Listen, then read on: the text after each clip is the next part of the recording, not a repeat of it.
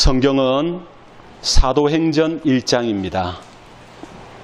사도행전 1장 1절에서 5절까지 말씀을 합독하겠습니다. 신약성경 187쪽이 되겠습니다. 찾으신 줄 알고 1절에서 5절까지 합독합니다. 데오빌로여, 내가 먼저 쓴 글에는 무릇 예수께서 행하시며 가르치시기를 시작하신부터 그가 택하신 사도들에게 성령으로 명하시고 승천하신 날까지의 일을 기록하였노라. 그가 고난받으신 후에 또한 그들에게 확실한 많은 증거로 친히 살아계심을 나타내사 40일 동안 그들에게 보이시며 하나님 나라의 일을 말씀하시니라. 사도와 함께 모이사 그들에게 분부하여 이르시되 예루살렘을 떠나지 말고 내게서 들은 바 아버지께서 약속하신 것을 기다리라.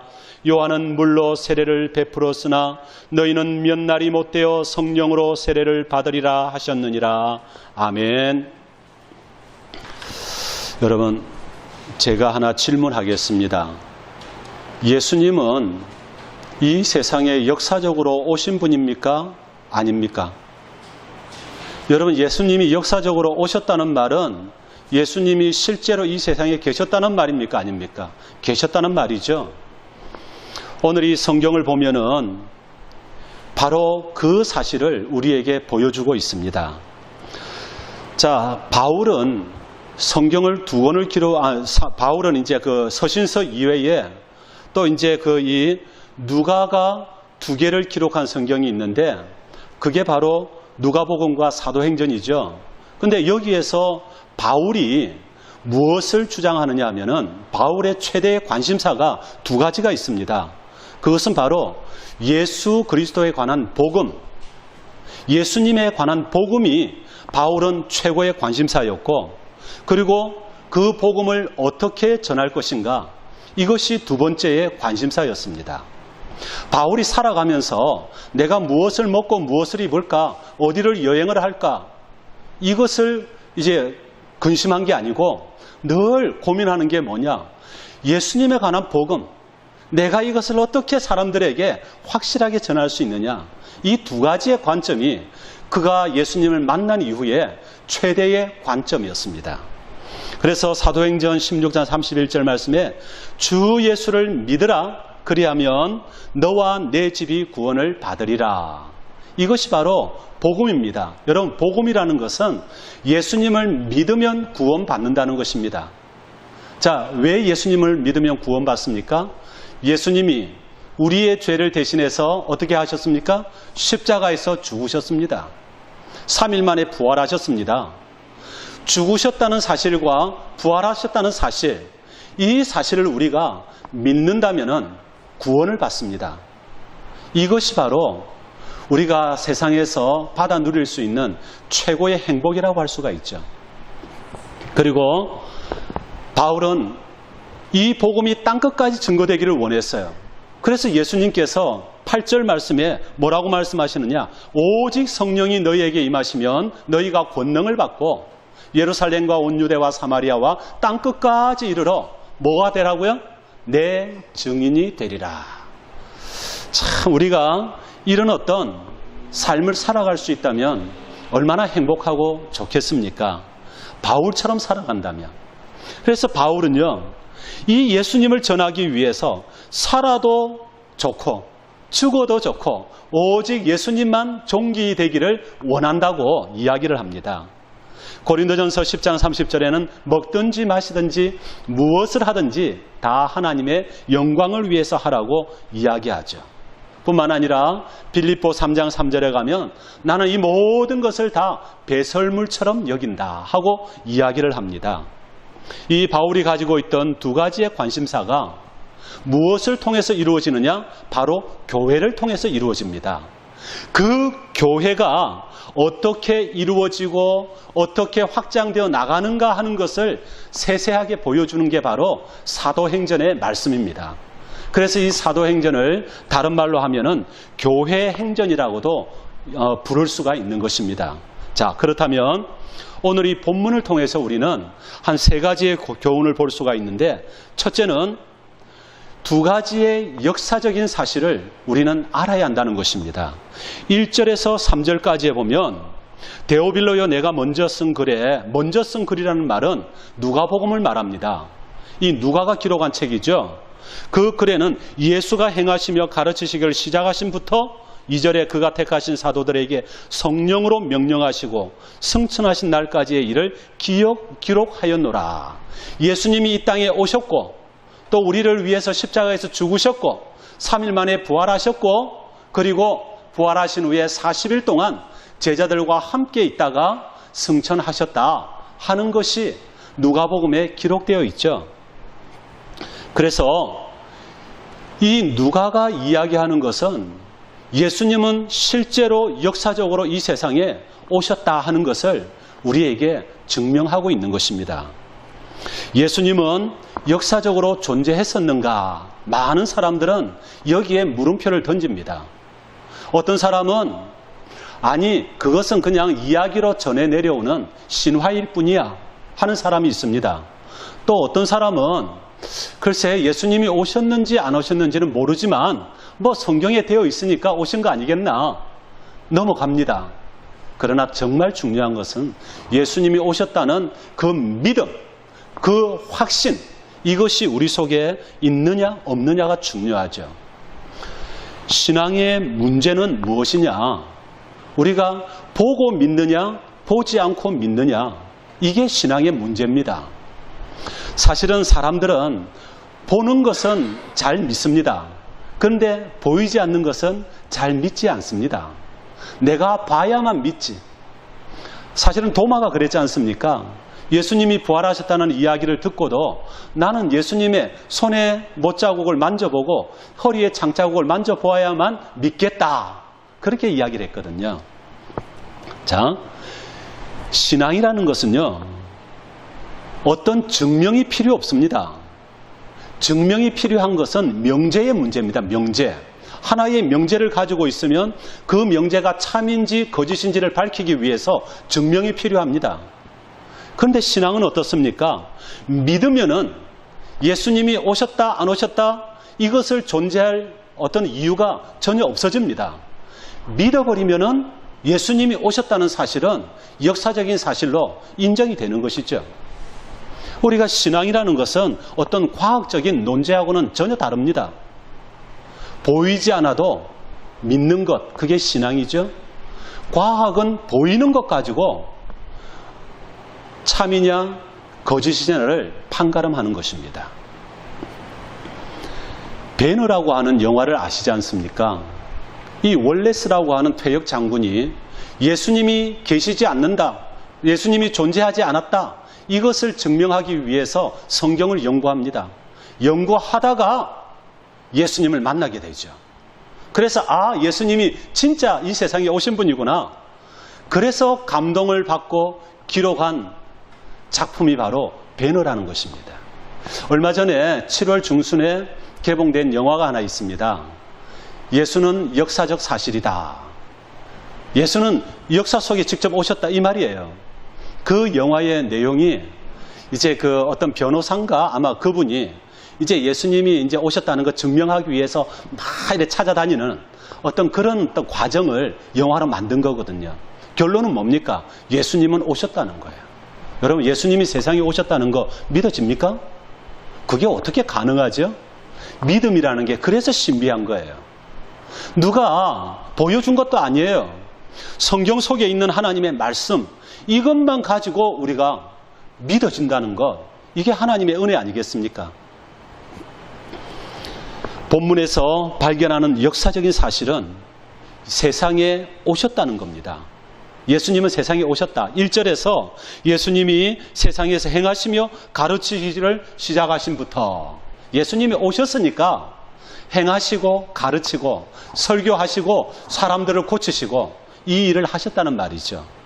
그리고 또 예수님의 십자가의 죽음과 부활은 역사적인 사실이다. 그게 3절 말씀에 나와 있죠. 그가 고난받으신 후에 또한 그들에게 확실한 많은 증거로 친히 살아계심을 나타내사 죽었다가 다시 부활하셨다는 사실을 우리에게 아주 이제 강조하고 있는 내용이죠. 예수님이 십자가의 죽으심과 부활은 예언된 말씀이죠. 이미 구약 성경에서 예언된 말씀이 그대로 실천되는 것입니다. 예수님이 세상에 오셨느냐, 오셨지 않느냐, 이것은 증거를 확보하는 데서 출발하는 게 아니라 말씀을 믿는 데서부터 출발한다는 사실을 알아야 합니다. 여러분, 과학적인 것은 보고 증거를 찾아내지만 믿음은 보지 않고도 믿으면은 증거가 나타납니다. 성경 속에 나타나 있는 많은 이야기들이 여러분 믿어지지 않습니까? 그래서 어떤 분이 그래요. 예수님을 믿고 나서 자기가 처음에는 창세기 1장 1절부터 믿어지지를 않았대요. 예수님을 믿기 전에는. 1장 1절이 뭐예요? 태초에 하나님이 천지를 창조하시니라. 안 믿어지더래요, 이게. 세상에 그런 일이 어디 있냐. 그런데 예수님을 믿고 나니까요. 아, 이 말씀이 믿어지는 거 있죠. 그래, 하나님이니까 창조할 수가 있는 거지. 모세가 그 이스라엘 백성과 홍해를 가르고 지나갔다. 안 믿어지던 말씀이 그래, 하나님이 전능하신 분이니까 하나님은 하실 수 있는 거야. 믿어지더라는 거예요. 여러분, 우리가 믿으면은요, 모든 증거들이 우리에게 나타납니다. 그래서 도마에게 예수님이 말씀하시죠. 너는 나를 본 거로 믿느냐? 보지 못하고 믿는 자들은 복되다 하고 이야기합니다. 여러분, 예수님은 세상에 오신 메시아이시고 우리를 죄에서 구원하기 위해서 십자가에서 죽고 3일 만에 부활하신 전능하신 하나님이십니다. 이것을 믿는 성도 되시기를 바랍니다. 두 번째는요, 4절 말씀에 가면은 예수님께서 우리에게 아주 중요한 분부를 하나 하시죠. 사도와 함께 모이사 그들에게 분부하여 이르시되 예루살렘을 떠나지 말고 내게서 들은 바 아버지께서 약속하신 것을 기다리라. 떠나지 말라고 했습니다. 왜 예루살렘을 떠나지 말라고 했죠? 예루살렘은 어떤 곳입니까? 예수님이 공생애 하시는데 빠질 수가 없는 중요한 장소 아닙니까? 역사적인 장소거든요. 이 역사적인 현장이 얼마나 중요한가 하는 것을 이제 이 누가를 통해서 말씀하고 있는 거죠. 여러분, 신앙생활 하면은요, 역사적인 그 현장, 역사적인 순간 굉장히 중요합니다. 어떤 분은 그래요. 내가 예수님을 믿게 된 계기가 어느 집회에 가서 나는 예수님을 믿게 되었습니다. 이렇게 이야기를 해요. 그럼 그분은요, 평생 그 집회를 잊어버릴 수가 없어요. 왜냐하면 예수님 때문에 구원받았다는 사실이 그 집회에서 일어났으니까 역사적인 장소 아닙니까? 비록 그 집회는 지금은 하지 않습니다만은 그 장소가 어떻게 변했는지는 모르지만은 그때 주님을 만난 그 장소를 잊어버릴 수가 없는 거예요. 그래서 떠나지 말라고 했어요. 교회는 어느 곳이든지 세울 수 있습니다. 그러나 주님과 만남의 역사적인 공간, 여러분들 하나씩은 다 갖고 계실 줄 믿습니다. 언제 어디에서 주님을 만났는지 그 역사적인 현장을 여러분 잊어버리지 마시고요. 마치 연어가 알을 낳을 때는 온몸에 상처를 내면서도 자기가 태어났던 곳으로 돌아가는 것처럼 여러분 힘들 때에 혹은 내가 너무 고독할 때에 그 역사적인 현장을 기억하면서 그쪽으로 돌아가십시오. 그래서 주님과의 그 만남의 감격을 다시 한번 회복하십시오. 그래야만 우리의 신앙이 성장할 수가 있습니다. 그리고 또 기다리라고 했습니다. 왜 기다려야 됩니까? 주님은 보혜사를 보내주시겠다고 약속하셨습니다. 보혜사는 뭐죠? 성령입니다. 성령 하나님을 우리에게 보내주시겠다고 했습니다. 왜 성령 하나님이 우리에게 필요하느냐? 요한복음 14장 26절에 보혜사 곧 아버지께서 내 이름으로 보내실 성령, 그가 너희에게 모든 것을 가르치고 내가 너희에게 말한 모든 것을 생각나게 하리라고 했습니다. 자, 성령이 아니 계시고는 내가 믿을 수가 없어요. 성령이 나와 함께 하시고 내 마음을 감동하시고 깨닫게 하시고 생각나게 하셔가지고 내가 믿게 되는 거예요. 여러분, 회개하는 것, 그게 내 힘으로 하는 것이라고 생각하지 마세요. 회개하는 것도요, 성령께서 내 마음을 감동하셔야만 회개가 됩니다. 아무리 자기가 회개하려고 노력해도요, 생각 안 나면 어떻게 회개합니까? 성령이 자꾸 생각나게 만드시거든요. 죄악도 생각나게 하시고, 은혜 받는 것도 생각나게 하시고, 감사한 것도 생각나게 하시고, 늘 깨닫게 만드시고, 그래서 성령을 우리는 기다려야 되는 거죠. 성령은 어떤 분입니까? 나를 증언하실 것이다. 예수님께서 말씀하셨습니다. 보혜사 성령이 가면 그가 나를 증언할 것이다. 예수님을 증언하시는 분이래요. 우리가 예수님을 믿고 예수님을 구주라고 고백할 수 있는 것은 성령이 우리 속에 역사하시니까, 성령이 우리 마음을 감동하시니까 그게 가능한 거죠. 그래서 우리는 항상 생각할 때 인간적인 판단을 버려야 합니다.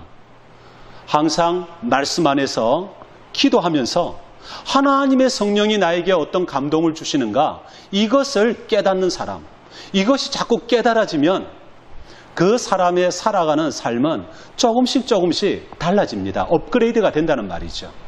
신앙의 수준도 업그레이드가 됩니다. 그래서 여러분, 항상 성령을 여러분들이 간절히 원하십시오. 성령이 내 속에 임재하셔서 나를 주장하시고 다스리시고 내 마음과 생각을 성령에게 맡기십시오. 그렇게 할 때에 어렵고 힘든 그런 과정도 하나님의 은혜로 잘 극복할 수가 있게 되는 것입니다. 인간적인 판단을 버리시고요, 항상 말씀에 충실한 신앙으로 하나님의 성령의 감동으로 살아가는 성도가 되시기를 부탁드립니다. 세 번째는요, 5절 말씀을 보면은 요한은 물로 세례를 베풀었으나 너희는 몇 날이 못되어 성령으로 세례를 받으리라. 여러분, 여기에서 성령 세례는 무엇을 의미하는 것일까요? 물 세례는요, 우리가 예수님을 믿는다는 것을 공개적으로 사람들에게 고백하는 것입니다. 외적인 증거죠. 그럼 성령 세례는 무엇입니까? 우리 심령이 변화되는 거예요. 여러분, 겉으로는 아무리 크리스찬이라 하더라도 우리 심령이 변화되지 않으면 아무 소용이 없습니다. 심령이 변화되고 내적인 변화가 일어나야만 우리의 삶에서 그리스도의 향기가 나타납니다. 어떤 분은 그래요. 성경책을 탁 들고 굉장히 거룩한 척 걸어가는데 시장을 지나갈 때 사람들이 다 손가락질하고 욕해요. 왜 그럴까요? 겉모습은 크리스찬인데 속은 아니라는 거예요. 무슨 말입니까? 내적으로 변화되면은요, 그리스도인의 향기가 나타난단 말이에요. 선한 일을 하게 되고 선한 말을 하게 되고 하나님이 기뻐하는 일들을 하게 되고 사람들에게 감동을 줄 수가 있다는 거죠. 그런데 내적으로 변화되지 않으면요, 늘 마음속에서는 뭐가 나옵니까? 비판이 나오고 욕이 나오고 증오가 나오고 미움이 나오고, 변화되지 않으면 그래요. 그래서 속 사람이 새로워져야 돼요. 거듭난다는 게 바로 그 말입니다. 내적인 변화가 일어나는 거예요. 심령이 변화되는 것. 그래서 예수님이 니고데모에게 말씀하십니다. 사람이 거듭나지 아니하면 하나님의 나라를 볼 수 없느니라. 거듭나지 않으면 영적인 사실들을 깨달아갈 수가 없다는 거예요. 교회를 다니지만 복이라는 의미에 있어서도 참된 복이 무엇인가 깨닫지를 못해요. 영적인 사실을 깨닫지 못하면은 복이라는 것을 단순히 물질적이고 또는 이 사회에서 성공하는 것이고 이것만 복인 줄 알아요. 여러분은 복이 뭐라고 생각하십니까? 예수님을 믿은 것, 구원받은 것, 이것보다 더 큰 복이 어디 있겠습니까? 이거는 복으로 생각을 안 해요. 근데 내적으로 변화받으면은요, 늘 이게 감사한 거예요. 나 같은 죄인이 구원을 받았어. 내가 하나님의 자녀가 되었어. 이게 얼마나 복된 일인지 내적으로 변화된 사람은 깨닫습니다. 중생하면은 어떤 결과가 나오냐면요, 믿어집니다. 중생하면은 거듭나면은 믿어집니다. 그래서 고린도전서 12장 3절에 성령으로 아니하고는 누구든지 예수를 주시라 할 수 없다. 예수님을 그리스도라고 말할 수가 없대요. 성령이 아니면. 안 믿어지면은 못하는 거잖아요.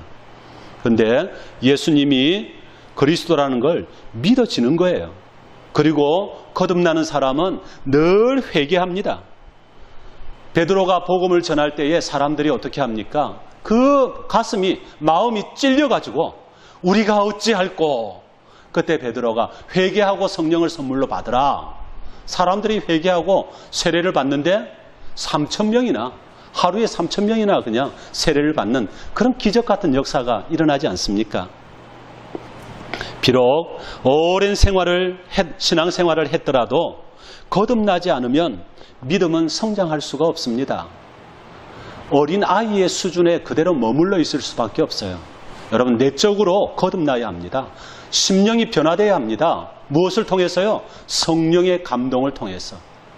그래서 우리가 성령 세례가 필요하다는 것이죠. 거듭나면은요, 로마서 12장 12절 말씀에 소망 중에 즐거워하며 환난 중에 참으며 기도에 항상 힘쓴다고 했습니다.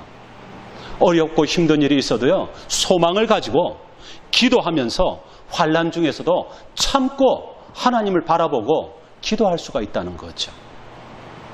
고린도전서 14장 12절 말씀에 너희도 영적인 것을 사모하는 자인즉 교회의 덕을 세우기 위하여 그것이 풍성하기를 구하라. 거듭나면요, 나나 내 가족이나 내 이웃이나 나와 어떤 지연관계, 혈연관계에 있는 사람을 위해 살아가는 게 아니라 하나님의 교회를 위해서 살아가는, 다시 말하면 하나님을 위해서 살아가는 그런 신앙의 삶으로 바뀌어진다는 것이죠. 본질적인 것이 무엇인가를 깨닫습니다. 여러분, 영적인 것이 보여야 합니다. 무엇이 중요한가, 무엇이 더 우선되는가 하는 것을 우리가 거듭나는 사람은 압니다. 이 세상의 것이 우선된다. 여러분, 그것은 거듭난 사람인지 아닌지 다시 한번 점검을 해보아야 합니다. 그러나 하나님의 나라가 우선이다. 하나님만이 나에게는 가장 중요하다. 이렇게 생각이 되어진다면 그 사람은 100% 거듭난 사람이라고 할 수가 있겠죠. 거듭나지 못하면 어떻게 됩니까?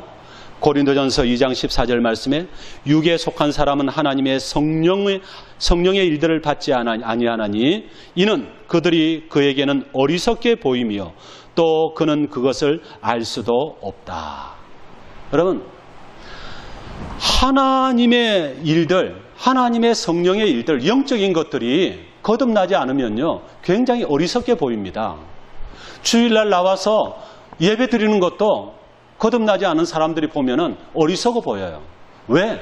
이 날씨 좋은데, 이런 날씨에 놀러 갈 수도 있고, 여행 갈 수도 있고, 얼마든지 인생을 즐길 수 있는데, 이 교회에 나와서 예배 드리는 그 자체가 낭비라는 생각을 하는 거예요. 여러분, 그렇습니까? 정말 그렇습니까? 우리는 거듭난 사람이기 때문에 하나님의 말씀 안에서 영적인 것을 사모하는 그런 사람이 되어야 합니다. 그래서 영적인 것은 영으로서 이제 분별할 수가 있습니다. 육신적인 생각이나 육신적인 그런 가치관을 가지고는 영적인 것을 분별할 수가 없습니다. 여러분, 거듭나시기 바랍니다. 물론 여러분 거듭났으리라고 저는 믿습니다. 그런데 내가 정말 육신에 치우쳐 있느냐 아니면 영에 치우쳐 있느냐 한번 깊이 생각하시고 정말 주 안에서 거듭난 심령이 되어서 하나님이 기뻐하는 일에 수고하고 또 쓰임받는 그런 일꾼이 되시기를 부탁드립니다. 말씀을 정리하겠습니다. 증거라는 것은 과학적 명제에 소용되는 것입니다. 그런데 믿는 사람에게는 보이는 증거는 별 의미가 없습니다. 여러분, 눈에 보이는 것보다 보이지 않는 것이 더 중요한 것들이 많이 있습니다. 공기는 눈에 보이지 않지만 어떻습니까? 공기가 없으면은 사람은 5분을 살 수가 없어요. 여러분, 저 뜨거운 태양이 우리 눈에 보인다고 이야기하지만 사실은 저 태양빛이 보이지 않습니다. 그런데 저 태양이 없으면은 어떻게 되죠? 지구는 꽁꽁 얼어서 살아갈 수가 없어요. 생명이 보입니까? 생명이 보이지 않는데 사람들은 생명을 귀하게 여기지 않습니다. 목숨이라고 이야기하는데 여러분, 목숨이 아니고 생명입니다. 생명은요, 우리 영적인 눈으로 봐야만 그게 보입니다. 말씀을 믿는다면 증거가 왜 필요하겠습니까? 예수님이 이 땅에 오셨느냐, 안 오셨느냐? 역사성에 관해서 많은 사람들이 반박하기 위해서 증거를 찾고 있습니다. 그러나 그렇게 증거를 찾던 사람들이 예수님을 만난 후에는 회심해서 오히려 그 예수님이 실제로 오셨던 분이라는 것을 그 존재를 증명하기 위해서 얼마나 많이 애를 쓰고 있습니까? 여러분, 무엇을 믿고 있습니까? 보이는 증거입니까? 아니면 성경 말씀입니까? 믿으면은 보이지 않던 무수한 증거들이 우리 눈에 보이기 시작합니다. 로마서 10장 17절 말씀에 믿음은 들음에서 나오고 들음은 그리스도의 말씀으로 말미암는다고 했습니다. 그러므로 이 말씀을 기억하시고요. 먼저 믿으십시오. 그리고 힘써 복음 전하는 성도가 되시기를 예수님의 이름으로 축원합니다.